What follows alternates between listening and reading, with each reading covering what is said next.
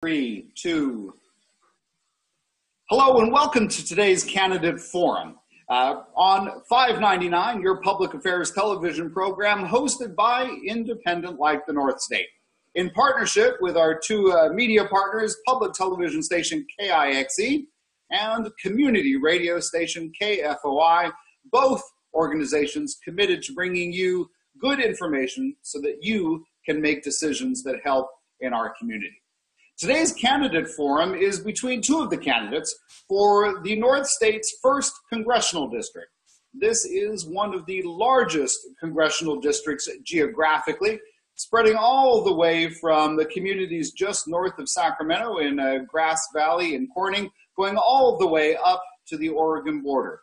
So whether you are in Auburn or Yreka or anywhere in between, if you can watch this on KIXE, or you are listening on KFOI or one of the other stations that is broadcasting this, this is your congressional district, currently represented by the Republican incumbent Doug LaMalfa.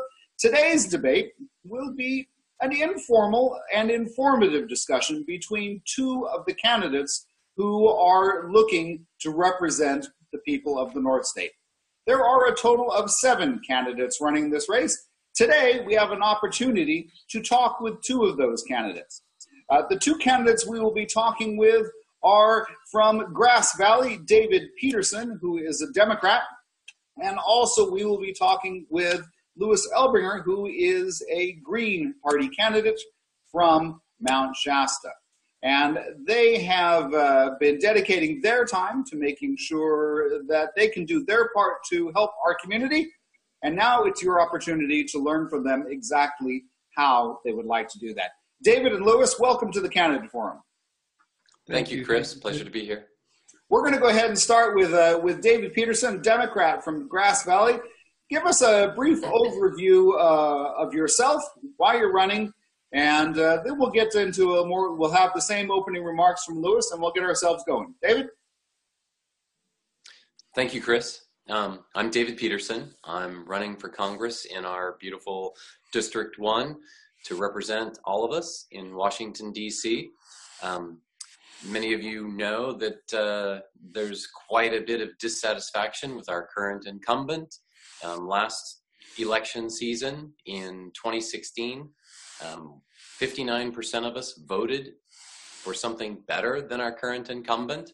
And I represent the Democrats, and I'm quite a progressive. I have a long legislative agenda that dives even deeper than Bernie Sanders' agenda into many of the core problems that have existed in Washington, D.C.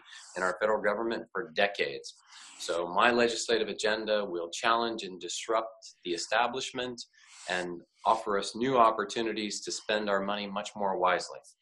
All right, thank you very much, David. That's David Peterson, Democrat from Grass Valley.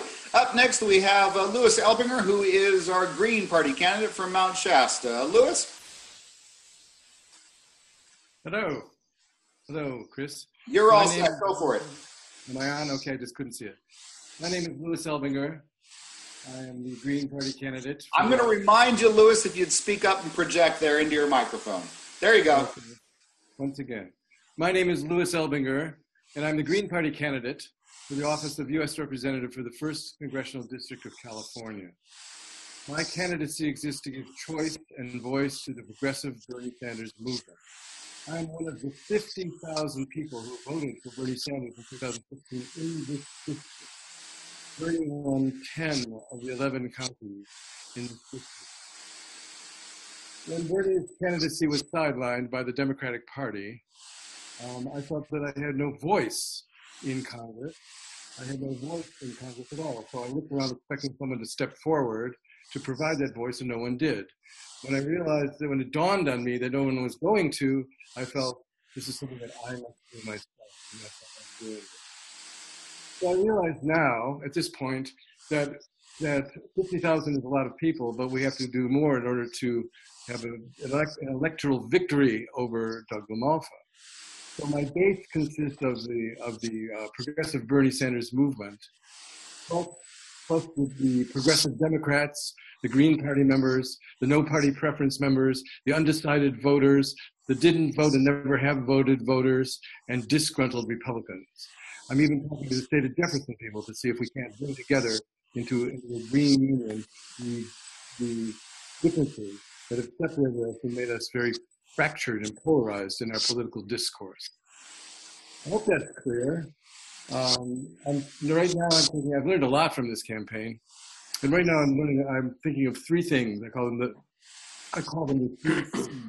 The first one is civilized discourse. I want to see all of the conversations between the candidates, all 7 candidates, to be absolutely civilized and at the highest level. The second one is creative thinking. I want to use critical and creative thinking in our ability to solve problems so that we can come to consensus in our solution. And the last one is common sense. Common sense is not as common as one might think. So I would say, playing on the Trump hat, make common sense common again. That's what I would like to see. So the 3 C's: civilized discourse, creative thinking, and common sense. Thank you. Thank you very much. That's Louis Elbinger, our Green candidate from Mount Shasta.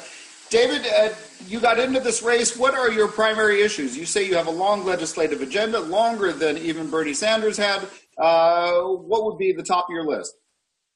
Absolutely everything on Bernie Sanders' legislative agenda is on my legislative agenda. But I want to dig deeper and get into the core issues that really plague our system of government. I mean, obviously, no money in politics is first and foremost. Typically, people see their candidates, they elect somebody new, different, and they send them off to Washington, D.C., and time and again, they're disappointed, and they say, oh, they changed when they got there. In this congressional race, they're actually changing during the campaign. They're being transitioned as they all came in as very progressive candidates. They're being turned into corporate Democrats. So it's a shame to see.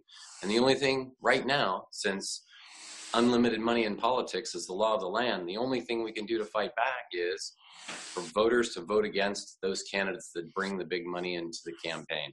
It's ridiculous amounts of money.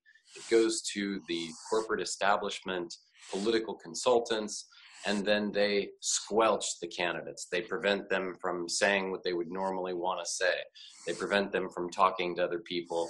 They prevent them from coming out with true legislative action that would actually mean something and benefit to us. They force them to simply make statements about issues and tell the voters that they understand that, or come out with something that's existing policy and pretend that it's something new. And that's absolutely ridiculous. So for all of the things that we want to do for this district and invest in our economy and our infrastructure, we need to go to Washington, D.C. and fight back against the crony contracts and the things that our government does today with all of our tax dollars. The ridiculous amounts of money that go to war profiteers, so much so that they can bribe Congress and push our international policy, our foreign policy into endless wars. We need to fight back against ridiculous things like the Patriot Act. And so in my legislative agenda, where that money goes, our dollars, significant amounts of money go into the domestic spying program. It's hundreds of billions of dollars. We need to fight back and bring that money back into our communities and invest in our communities. It's ridiculous the amount of laws that exist today that protect monopolies and the fossil fuel industry and the pharmaceuticals companies. We need to go out and fight back, and that's all in my legislative agenda. Those are things that I will fight for aggressively. So you have made some very strong statements about some of the fact that some of the other candidates, presumably both Democrats and Republicans, you can clarify if I'm not correct there, have started off, as you indicate, as strong progressives and have shifted to be not as strong as you think you would like them to be, or maybe, in your words, as strong as they may have been some months ago. Can you be specific about that? Well, any time that you have candidates stating existing policy and then pretending that that's something new, for example, tax credits for solar. We have tax credits for solar today. And in fact, that's one piece of legislation, that's one law that actually helps the fossil fuel industry. Why? Because the tax credits are set up to benefit the high income earners. The only way you get the maximum amount of the tax credit is if you make $300,000 per year or more. So then it graduates down from that. By the time it gets down to 80,000, 60,000, the tax credit's like nothing for those of us who just have, reasonable incomes. The impact on the industry and the marketplace is that the solar companies come out and say, well, you're getting all this free money and we'll help you fill out the forms and this is how you get the money back on your taxes, and which you don't get that much money back, and they raise their prices. This is ridiculous. Then there's less solar, and now that helps the fossil fuel industry. That's a great example of what other candidates in this race are touting. Louis, what do you think about that? Well, I'd like to go back to the original question. You're instead of responding to that, I think your original question was, what are the issues that are on my mind? And the primary issue on my mind is not these divisive issues such as gun control and abortion and gay marriage and the things that divide us. The issue that I think those are distractions. What I want to talk about is the fact of the inequitable distribution of wealth and power, which allows wealth and power to be siphoned up to a small segment of society. That is the key focus. As far as I'm concerned, that's the key problem, and everything else stems from that. So what I would do when I get to Congress, the first thing I would do is join the Congressional Progressive Caucus, which worked with the Bernie Sanders office in the Senate to propose legislation. When I get to Congress, they're not going to stop and say, oh, great, Louis is here. It's going to be like a movie in progress. So what happens when you go into a movie in progress? You have to figure out the plot and the characters. So the first thing I do is join the Progressive Caucus. The second thing I do is I join the Bipartisan Food as Medicine Working Group. It actually exists. It's bipartisan, and it addressed both the issues of agriculture and healthcare in one working group. I love that idea. The third thing I'll do is I will start the Nature as Medicine Working Group, and the purpose of that would be to promote ecotourism, which would allow people to get the healing benefits of nature without destroying the natural setting. So these are the three things I intend to do. Those are the three things that I'm most concerned about when I get to Congress. All right. And so that's Louis Elbinger, our Green candidate from Mount Shasta. I'm reminding people of who they're listening to because this is both broadcast on television and people are listening to it on radio. But Louis, I don't want to let you off the hook just that easily because David's made some very strong statements about how he feels that some of the other candidates have not stuck to what they thought were what David believes. You can correct me if I'm not phrasing this correct, David. Not sticking to what he thought were their original convictions to begin with. How do you feel about that? Chris, those are David's statements. You have to ask David about that. I don't know who he's talking about and what he's talking about. Okay. Let's be honest about this. All right. David, do you want to be more specific? You don't have to if you don't want. David? Well, maybe we should go back to perhaps something that resonates well with both Louis and myself, and that would give us something more to talk about. And I think that one of the things that resonates with both Louis and I, and frankly, every Democrat that's running for Congress this season, is Medicare for all, single payer. And we owe huge thanks to Bernie Sanders for raising the issue and making it apparent and important and relevant to everyone in 2016. And now in 2018, it's something that many people are getting behind. And we also, great thanks to the Affordable Care Act. As a legislative advocate, I worked for years promoting the Affordable Care Act, and which is also Obamacare. And the opposition was always screaming at us, no, you can't pass the Affordable Care Act because it's going to bankrupt the country. So we proved that's wrong. We didn't bankrupt the country. And in fact, we've dramatically reduced healthcare costs nationwide. There's so many people that used to just, they had no healthcare, and so they would just get to an extreme and they would have to go to the emergency room. Emergency rooms have far less business now. So many of the folks now are going to the doctor and they're benefiting from preventative medicine, and their insurance is covering their visits, and they're getting care when they need it. And this is something that I think that Louis and myself and all of the candidates can get behind.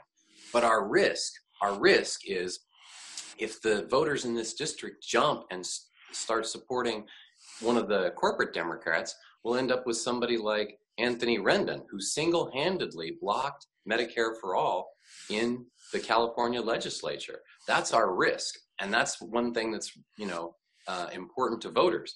We want Medicare for All, and not just the Democratic voters, the Green Party voters, the Peace and Freedom voters, but there's a lot of GOP voters that say, yeah, we should move to Medicare for All and dramatically reduce our overall healthcare costs. Louis, your thoughts on Medicare for All?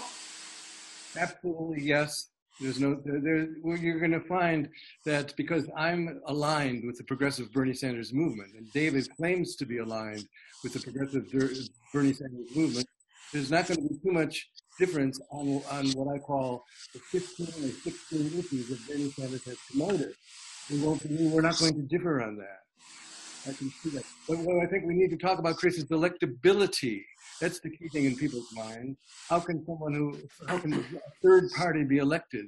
That's an issue that we need to talk about. Actually, Louis, I think that is actually quite a good point for us to talk about. I'm going to remind people watching at home that you're watching Independent Like the North State and 599 and our congressional candidate forum. We're listening to Democratic candidate David Peterson in Grass Valley and Green Party candidate Louis Elbinger in Mount Shasta. This program produced in partnership with community radio station KFOI and public television station KIXE in California's 1st congressional district, going all the way from Lewis up at Mount Shasta and the good folks in Wairika, all the way down to Oroville and David in Grass Valley. We did invite all of the candidates to participate today. David and Lewis were gracious enough to accept our invitation.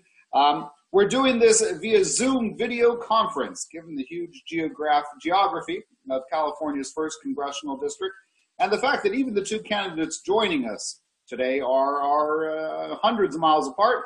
This gives people all across the North State an opportunity to participate. Louis, we left you with a good thought, and I wanted to follow up on that. The real thought here, as you brought up, is electability. We have 7. Let's be real here. We have 7 candidates running against an incumbent who has won by large margins in the past. How does anyone get elected? Louis, go ahead. Louis Elbinger, the Green Party candidate in Mount Shasta. Well, I'm the third party candidate who intends to come in 2nd on June 5th and 1st on November 6th. I've given a lot of thought to this, of course. The strongest of the 6 challengers to Doug LaMalfa, I have the strongest resume. I've got 2 master's degrees, an MBA degree in computer science, and a master's in strategic studies from the Air War College. I have 28 years of experience in the Foreign Service with 16 assignments and 9 different countries. And I've studied and can speak or am familiar with 8 different languages. I hitchhiked from Scotland to India when I was 21, and I served as a photojournalist in Vietnam in December of 1967. So I've been around the world. I'm very experienced. Because I'm probably twice as old as most of these other candidates, I have twice as much on my resume. So I bring a resume and a biography that is very impressive. I've even had a small part in an Indian film when I was in New Delhi. So it's a very rich thing. If you go to my webpage, www.lewiselbingerforcongress.com, and Lewis is spelled Lewis, not Lus. You can read about all this stuff. So electability means bringing something to the table that no one else is bringing, and that's what I'm bringing. I studied with Buckminster Fuller in 1971 at the University of Detroit. We studied world game, how to make the world work for everyone. So I was thinking about these problems in 1971, which is before many of my colleagues, and notice I call them colleagues, who are running for this office, were born. Yeah.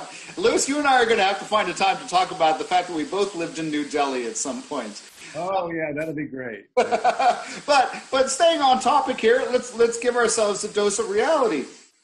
The United States of America has never elected a Green Party candidate to Congress. Have they ever? How are you going to make that different? Well, this is wonderful, because if you vote Republican or Democrat, you can just make a point. But if you vote Green, you can make history. That's exactly what it's about. We want to make history. I want people to step outside the box, step outside the circle. I want to see wise elders step into their strength. I want to see woke youngers get involved in politics. So when the wise elders and the woke youngers work together, nothing can stop us. And that's what's happening in my campaign. I have a council of very wise elders in Mount Shasta, and now that some of the younger people are coming to us with the skills and the talents that only the younger people seem to have. So we're trying to bring the wise elders and the woke youngers together in this campaign. The Democratic Party is a broken brand. It's tainted. The Democratic Party has 400 superdelegates. It's 400 reasons not to vote Democratic. One of my greatest strengths is that I'm not a Democrat. I'm not a Republican. I'm not a liberal, and I'm not a conservative. I'm not an ideologue, and I'm not an extremist. I'm simply a human being who wants to leave the world a little bit better than he found it. All right, that's Louis Elbinger, Green Party candidate for Mount Shasta. David, sort of the same question for you. We have 4 Democrats running in the race, along with Louis and 2 Republicans. What's going to get you to stand out and bring this across the finish line? Thank you, Chris. Regarding electability, first I want to reach out to Louis and all of the Green Party voters and extend my support and appreciation for the fact that you guys fight the good fight, bring great issues to the table, and give us important things to recognize and realize that's wrong with our federal government, and give us opportunities to pursue and overcome those obstacles. It's important to all of us.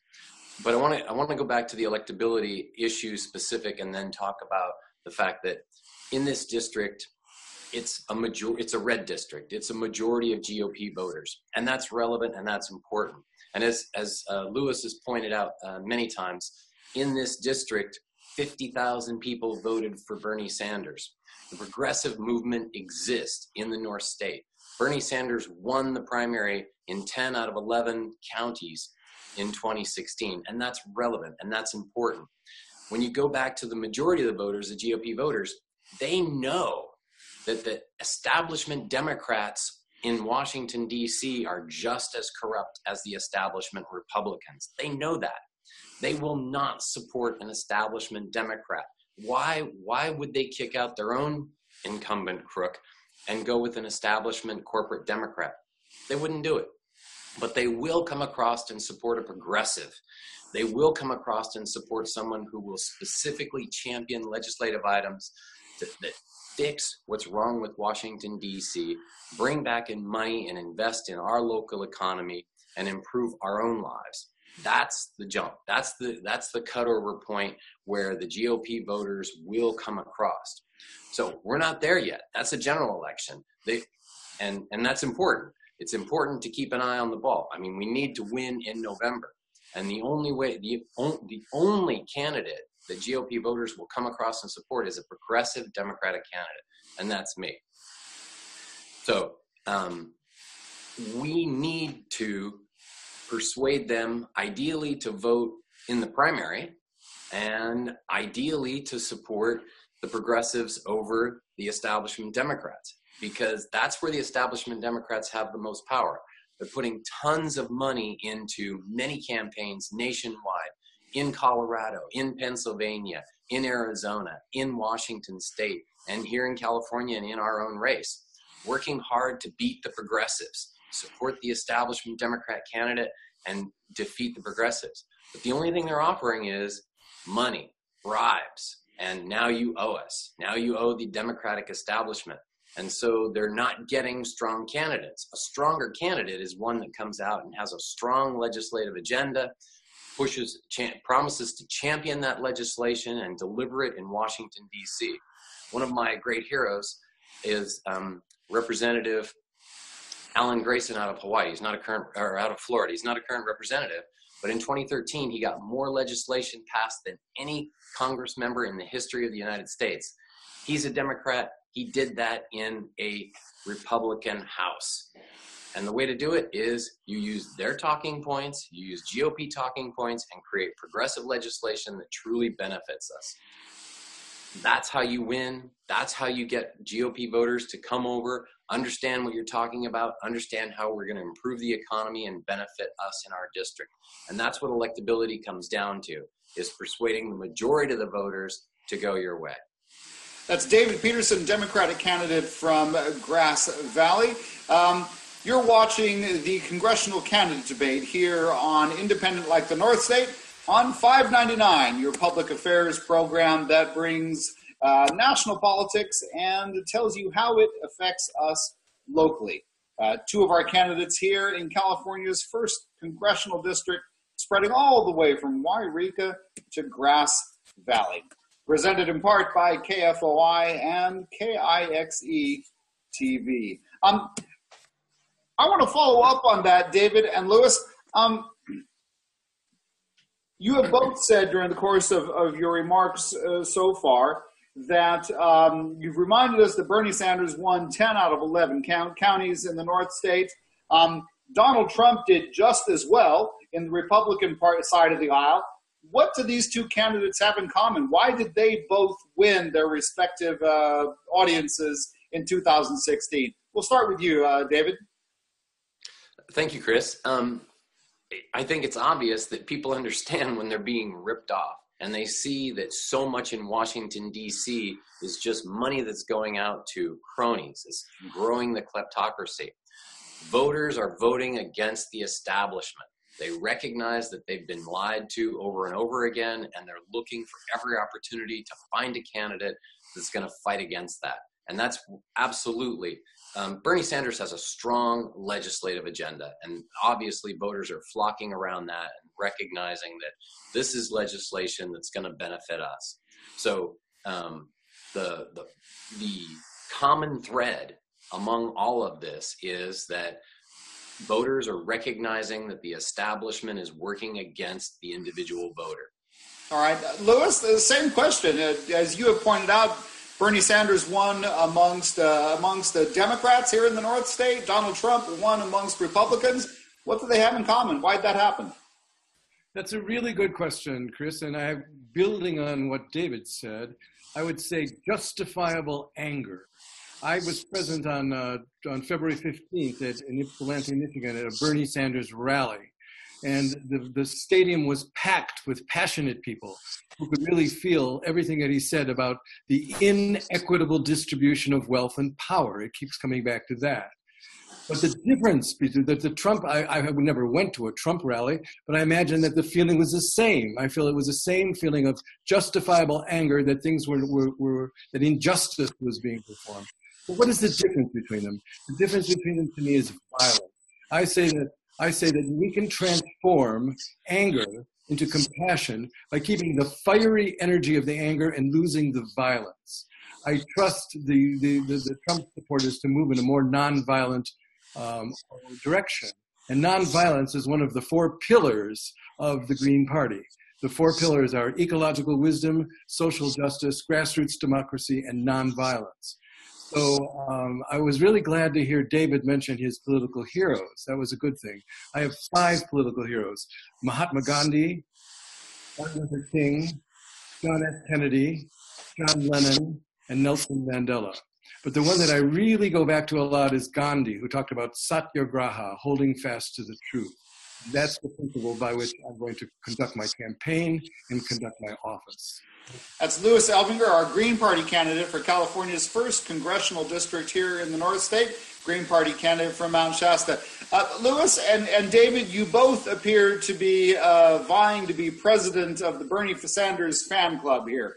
If I am, all right, you can correct me if I'm wrong, but if I'm a voter watching this program right now or listening to it on the radio, and I am also a Bernie Sanders fan, if I am, why should I choose? Which one of you should I choose?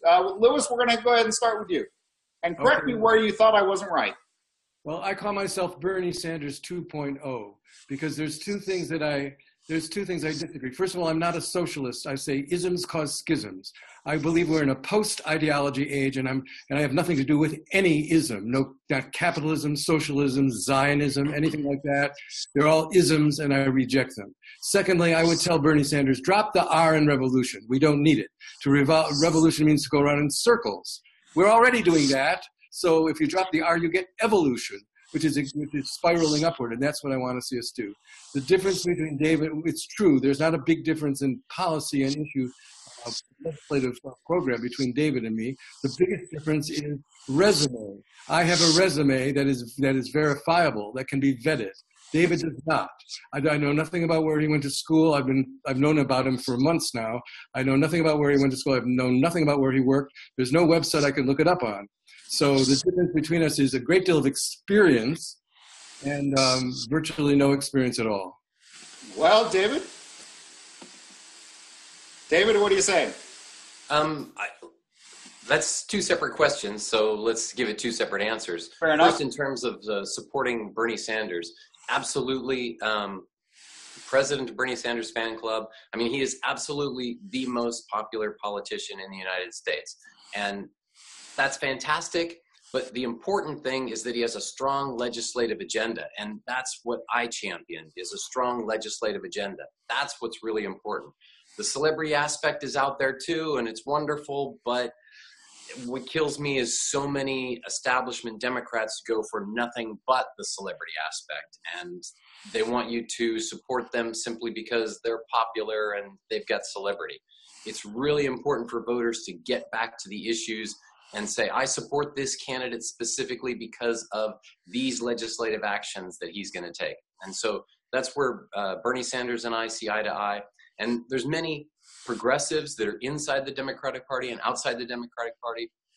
Bernie has been able to be inside and outside the party. And really, I mean, that's all it takes is to join the party and you're in. And after that, it's up to you to convince the voters that, hey, this is why this is my legislative agenda and why I want you to support me.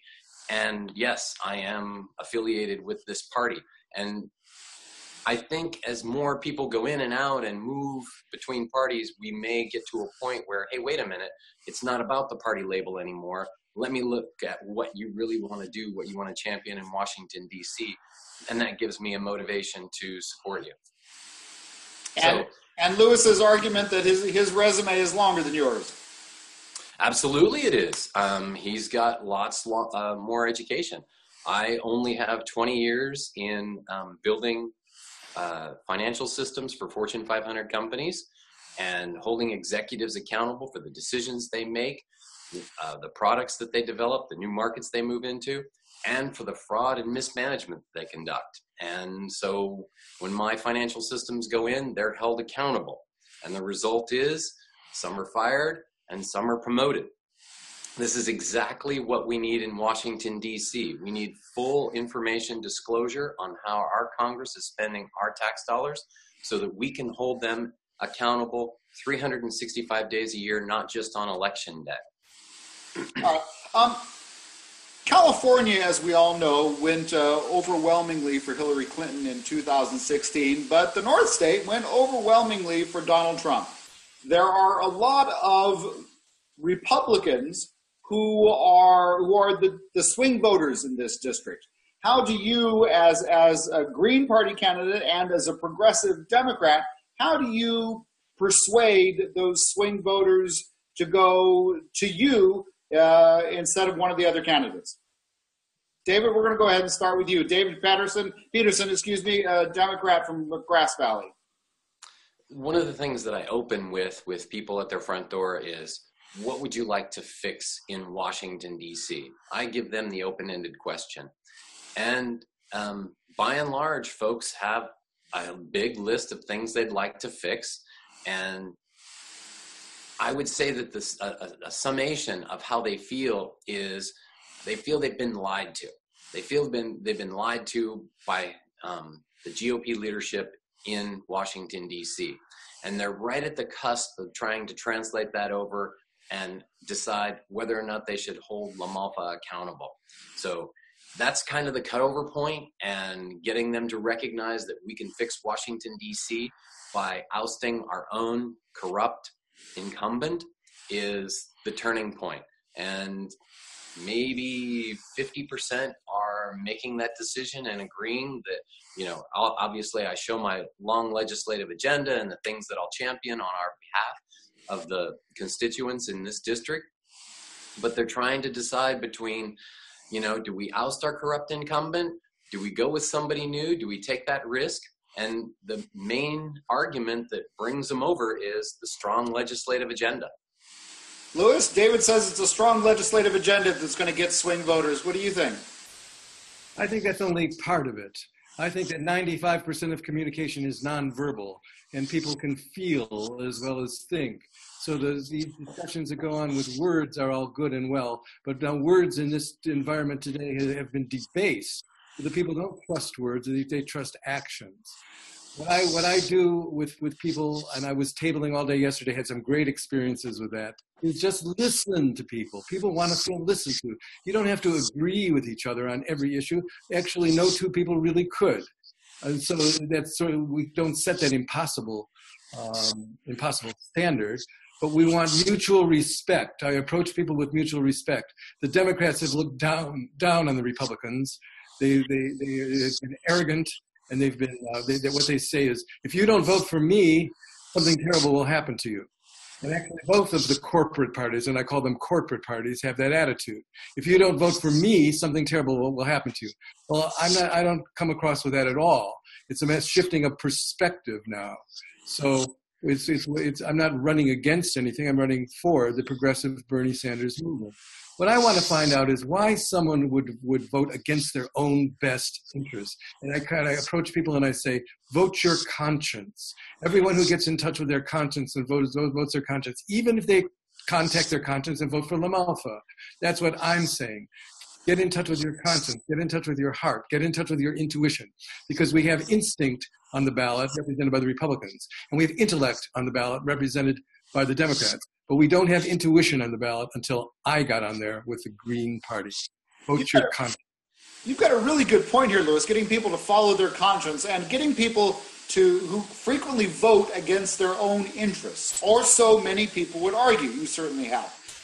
How do you really get someone to think about those issues and vote the way, as you say, people vote against themselves sometimes? How do you fix that? Well, I'm doing it retail, not wholesale. Each person is different, so you have to look them in the eyes. I find that making eye contact with people, if they begin to trust you, people have a wall, like a veil over them, where they don't want to be intruded upon. I have to sense it with my intuition. Who wants to talk about these things? If a person doesn't want to talk about these things, there's no way to do it. Some people, I find that minds can be closed like a steel trap. I don't even try to talk to those people. But if I feel that people are open and honest and questioning and serious and sincere and searching, then I approach them and I say, this is what I'm offering. This comes from my 70 years of experience in my life. This comes from all the experience I've had in the different travels and organizations I've been involved with, the different administrative situations I've been in. This is what I can do. Can we come to some kind of consensus? So my answer to you very quickly is it's retail, not wholesale. You have to do it one at a time. So I'd have to say it depends on the person. It depends on the situation, how you can get someone to first listen to you and then realize, oh, this guy's not so bad. We have an overlap, like a Venn diagram. We have an overlap of concern. And as a retired diplomat, that's what the diplomat looks for. He looks for the common cause, the common ground. We find whatever common ground we have, and then we build upon that. That's the answer to the question.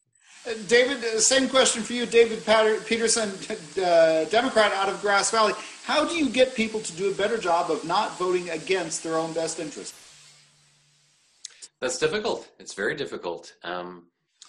I definitely feel that sometimes people stick to their team, stick to their party, and don't necessarily look at the details behind what their representative on the Republican side is doing for them. I think that's a huge challenge to get them to recognize that I mean, let's take, for example, some of the core issues that the Republicans say that their party stands behind: the guns, the abortion, and yet they're not really doing anything legislatively to improve those situations. And yet the voters will have a tendency to stick to the conviction of that team, regardless of the fact that they're not making any progress on their behalf.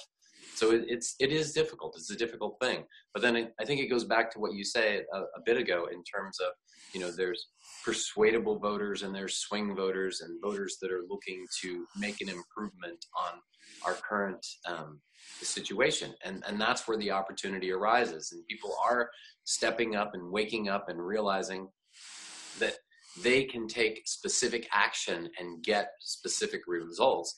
But the only way they're going to get those changes is to get rid of their incumbent. One of the missions of Independent Like the North State is to get Democrats and Republicans to find common ground. David Peterson from Grass Valley, how would you get Democrats and Republicans to find common ground so we can move forward? I think that there's a huge difference between finding common ground between Democrats and Republicans as voters and individuals and constituents and those that are in Washington, D.C. And 9 times out of 10, when the establishment Democrats and establishment Republicans in Washington, D.C. agree with each other, it's to the detriment of all of us and constituents out on this side. So in that regard, recognizing, that we as neighbors and people all benefit and thrive in our local economy, and we can succeed by not letting the establishment take advantage of us. And, it is a 1% versus 99% argument, and recognizing that and stepping up to that truth is important.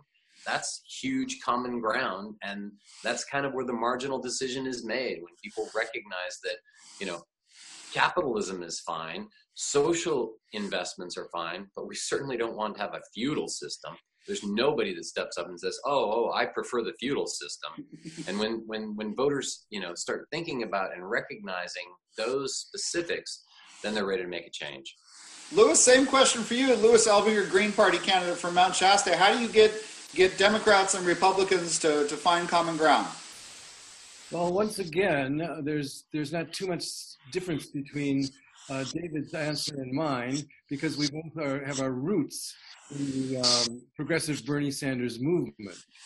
So what David said is mostly true. I would differ in one respect. I'm hesitant to use this term 99% versus 1%. I want to see support for 100%. We're all in this together. And that to me is the ecological wisdom aspect of the Green Party values. We're all in this together. And there are people in the so-called 1% who really are sincere and who really do want to help and who really do want to find ways to use their resources in a positive, constructive, progressive way. And I don't want to block those people. And similarly, in the 99%, there are people who really do work to the detriment of the ideals that we all claim to be working for. Well, I'm talking about the win-win game, okay? When I taught at the U.S. Army Command and General Staff College, a course called the Diplomatic Instrument of Power, I focused on the difference between a win-lose game and a win-win game with my students. And that's why my candidacy is to change the paradigm of politics. When we have an election, by definition, is a win-lose game. In this particular race, there's going to be one winner at the end and 6, quote, losers, unquote. But I like to define winning in different ways. That's one way to define it. If I can get enough people to identify with their conscience, I win, no matter what happens on June 5th or no matter what happens on November 6th. I'm going to ask you both a challenging question, but before we do that, we're going to remind our viewers at home on KIXE and our listeners on radio stations throughout the North State that you're watching 599, hosted by Independent Like the North State. We have a discussion with 2 of our congressional candidates, Louis Elbinger, the Green Party candidate from Mount Shasta, David Peterson, one of the Democratic candidates from Grass Valley. Throughout our large geographic district, we're doing this candidate forum via Zoom video conference. Wonderful way to have people talk to each other throughout our large geographic district. And again, thanks to our good folks at KIXE and KFOI for helping us out. So my question for both of you is, this district, by and large, has supported an incumbent in Congress, and despite the fact that the president has relatively poor approval ratings, the district, as a general rule, supports the president. Tell me something good you think President Trump has done. Lewis, we're going to start with you. Okay, well, you know, if a clock is stopped, it's still correct twice a day. So, you know, Trump is going to do things that I agree with just automatically by the law of averages. And the very first thing he did was he came in and he trashed that TPP program right away. I said, good, we didn't need that. I'm glad he did that. That's right off the bat. But for the most of the problem with Trump, there's many problems with him, obviously. But the main problem for me is the fact that he did not pay contractors. That to me is absolutely abhorrent. So I'm going to cut you off a little bit. Okay. We can, the two of you as progressives, Green and Progressive Democrat, I'm sure you have a lot of things to criticize the president, but we have a district here where people by and large support him. So I'm trying to figure out where you find that common ground. At least you say the fact that Trump backed out of the Trans-Pacific trade deal was something where you agreed with him on and you thought he did a good thing. Why did you think that was a good thing? Well, I think it was a good thing because the deal was, first of all, the deal was constructed in behind closed doors. That right away is a red flag for me. Remember in World War I, Woodrow Wilson talked about open covenants, openly arrived at. Well, this was a closed covenant, secretly arrived at. That right away makes me think that it's not going to work. All right. That's my answer. It was a closed covenant, secretly arrived at. All right. Not acceptable. David Peterson, Democrat from Grass Valley. Something that President Trump has done that you agree with? Well, I want to agree with Lewis in terms of TPP. Absolutely never let your political leaders support any secret legislation for trade.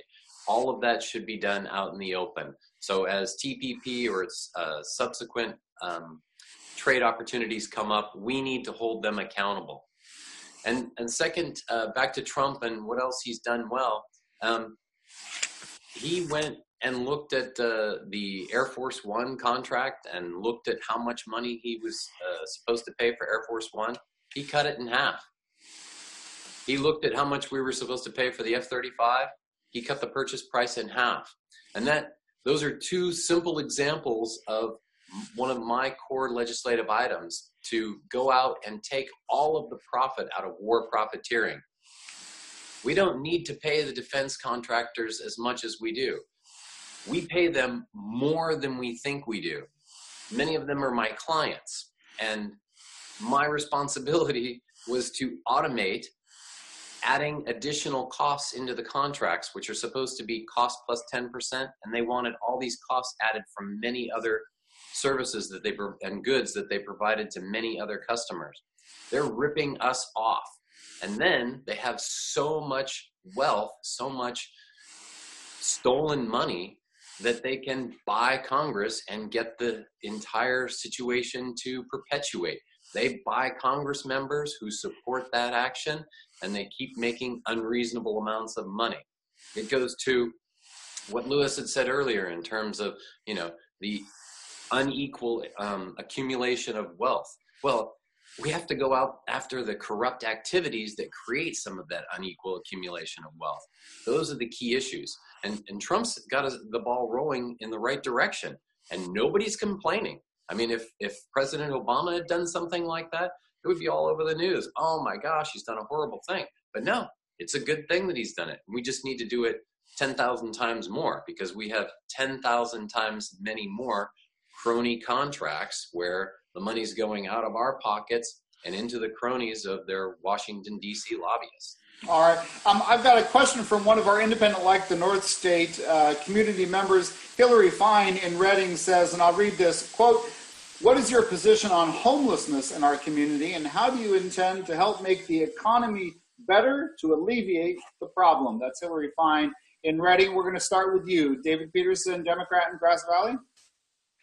Homelessness is a huge problem, not just in our district, but nationwide. And it's going to take a huge amount of resources, investment to help provide services that these people need and to put them back into the workforce.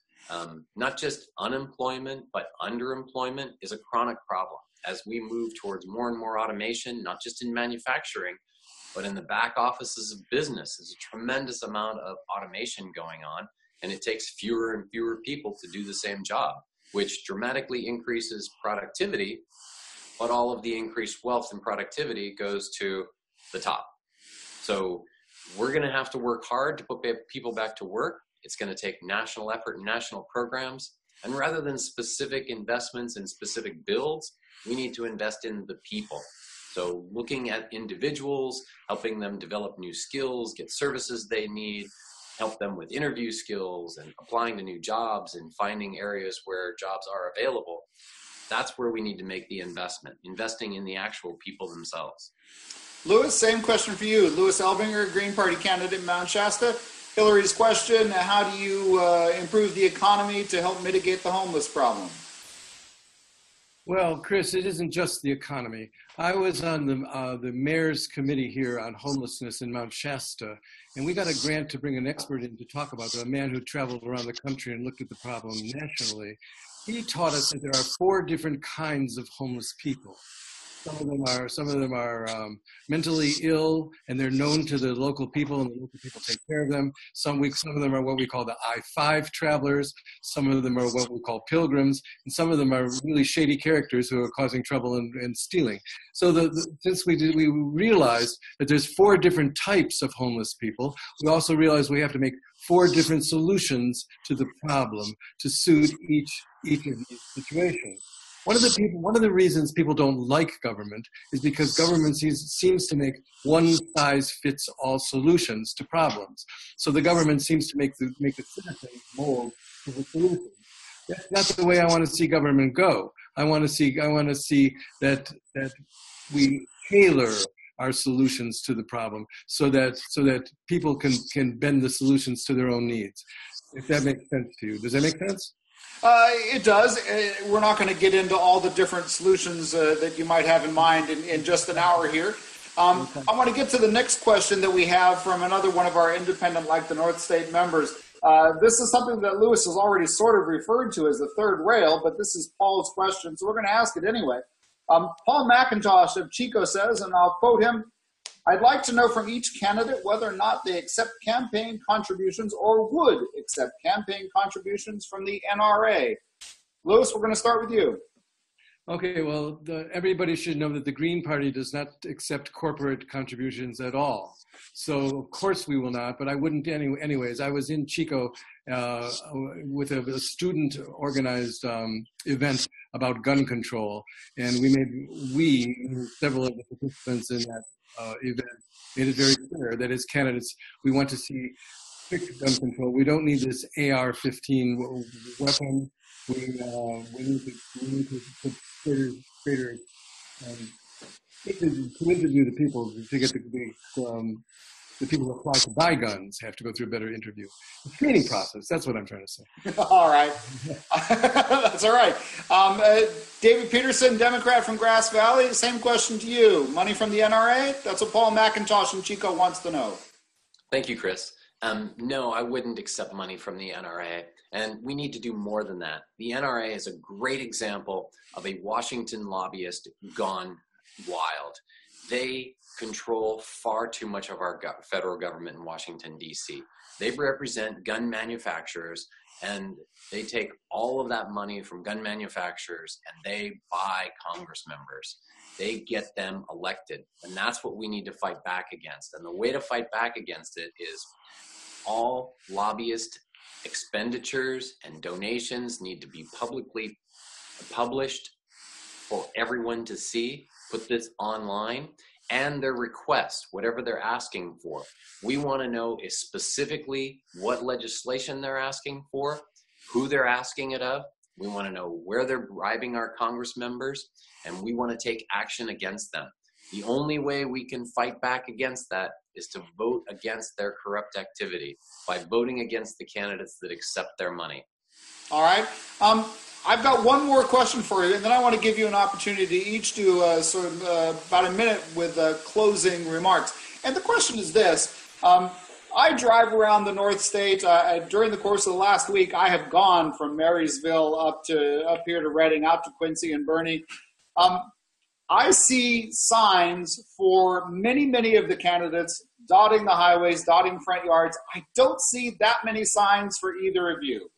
I even saw a Gregory Cheadle sign coming into the studio today. Why should we vote for you when it looks like, from the perception, it looks like at least some of the other, I don't even see any Doug LaMalfa signs, but I see a lot of signs for Holcomb and Denny and Walters. Why should we vote for you? How's it going in the campaign, really in the nuts and bolts? David, we'll start with you. I agree. That's a huge problem, that so many voters are low information voters and they vote based on popularity and celebrity, and they vote for a button or a bumper sticker, and it's bad. It's bad for democracy. It's not a good way to choose our elected leaders that we want to promote good legislative policy on our behalf. We need to be smarter voters than that. We need to fight back, and I frankly, on a regular basis, vote against the signs. I vote against the bumper stickers. I don't like them polluting our environment.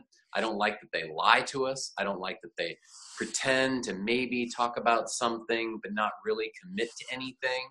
I mean, the LaMalfa signs that say water and liberty and jobs, he's been in office for 6 years now. He's done nothing. He sells the water to somebody else, puts the money in his back pocket.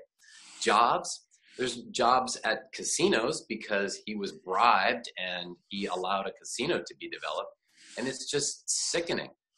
He's not improving our liberty at all. So absolutely, if you want to vote for a sign, that's you. But I'm not a sign guy. I don't believe in them. I think that voters need to step it up and be far more critical of their candidates and demand specific legislative action that they want to support.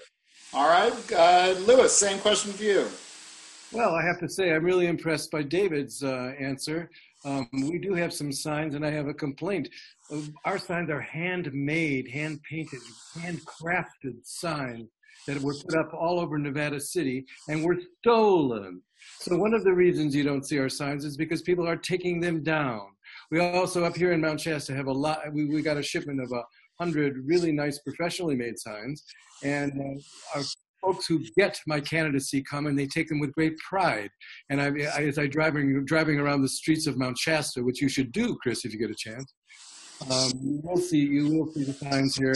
We're taking them down to Chico, Reading, and Oroville, Paradise, and especially Grass Valley and Nevada City. So we have some signs. They get taken down. It's part of the game, and it's a big game with many pieces. But I congratulate David. His approach is really very mature and very adult. And David, I agree with you on that particular point.